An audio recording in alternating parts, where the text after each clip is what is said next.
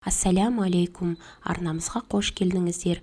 Бүгін сіздермен тұтас астық ұнынан ашытқысыз, пайдалынан жасайтын боламыз. Міндетті түрде менің рецебім бойынша жасап көріңіздер.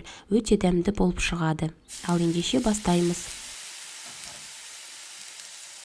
150 грамм ірімшікке қант, тұз, 1 жұмыртқа және 10 грамм сұйық май құйып, блендермен бір келкі масса болғанша шайқаймыз.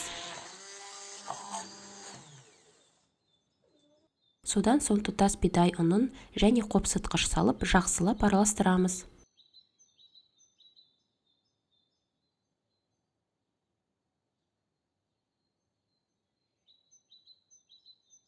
Ал енді массамызды алдын ала пергаментпен төселген формаға саламыз. Бетін тегістеп, үстіне кунжут сепкесін пешке 180 градусқа қызарғанша қоямыз. Неге осындай бізде әп-әдемі, үлпілдек әрі жұп-жұмсақ нан шығады?